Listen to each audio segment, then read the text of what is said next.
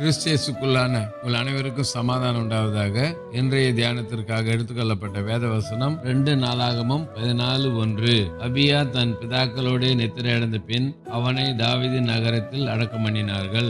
அவன் ஸ்தானத்திலே அவன் குமாரனாகிய ஆசா ராஜாவானான். இவனுடைய நாட்களில் தேசம் 10 வருஷம் மட்டும் அமெரிக்கையா இருந்தது. அல்லேலூயா. இந்த வசனத்தினுடைய பிற்பகுதி தியானத்துக்காக எடுத்துக்கொள்ளப்படுகிறோம். ஆசா ராஜாவானான். இவனுடைய நாட்களில் தேசம் 10 வருஷம் மட்டும் அமெரிக்கா இருந்தது. காரணம் 2ஆம் வசனத்துல பார்க்கிறோம், ஆசா தன் தேவனாகிய கர்த்தரின் பார்வைக்கு நன்மையும் செம்மையுமானதை செய்தான். அல்லேலூயா.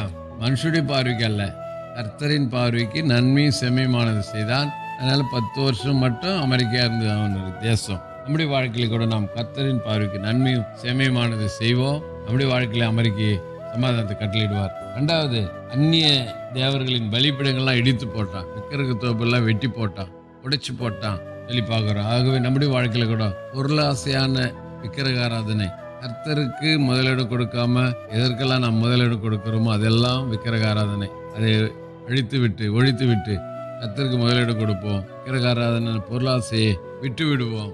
கர்த்தர் நம்முடைய வாழ்க்கையில அமெரிக்க கட்டளையிடுவார். இது மாத்திர கர்த்தரை தேட கற்றுக் கொடுத்தான். ஆக நாமும் கர்த்தரை தேடுவோம். நம்முடைய வாழ்க்கையில கர்த்தர் அமெரிக்கையை சமாதானத்தை கொடுக்க வல்லவர்.